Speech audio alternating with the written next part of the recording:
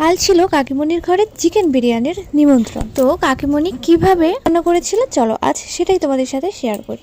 প্রথমে পেঁয়াজ বেরেস্তাকে ভেজে তুলে রেখে সেই তেলে গরম মশলা, পেঁয়াজ কুচি, তেজপাতাকে একটু ভেজে নিয়ে তাতে দিয়ে দিল পেঁয়াজ বাটা, রসুন বাটা, আদা বাটা। এবার এগুলোকে একটু কষিয়ে নিয়ে দিয়ে দিল শুকনো লঙ্কা বাটা, আর সবশেষে একটু জল দিয়ে তাতে বিরিয়ানি মশলা, লবণ আর ফেটানো টক। এবার এগুলোকে ভালোভাবে কষে নিয়ে দিয়ে দিল চিকেনগুলোকে। এখানে 1 কেজি পরিমাণে চিকেন ছিল। চিকেনটাকে ভালোভাবে কষিয়ে পুরোপুরি সেদ্ধ করে নিল।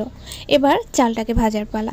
তেলে গরম মশলা, পেঁয়াজ কুচি, রসুন বাটা, আদা বাটা এগুলোকে কষিয়ে নিয়ে পোলাও চালটাকে ভালোভাবে ভেজে নিল। এখানে পোলাও চাল ছিল 3 পোয়া পরিমাণ মতো লবণ অ্যাড করে ভালোভাবে চালটাকে ভেজে নিল। আর অপরদিকে চালের ডাবল পরিমাণে গরম জলে ভেজে রাখা চালটাকে হাফ সিদ্ধ করে এবার চিকেনটাকে অ্যাড করে দিল।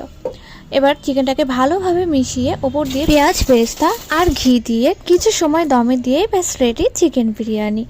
ঘরে থাকা উপকরণেই কিন্তু কাকিমণি এই বিরিয়ানিটা তৈরি করেছিল। খেতে কিন্তু দারুণ হয়েছিল।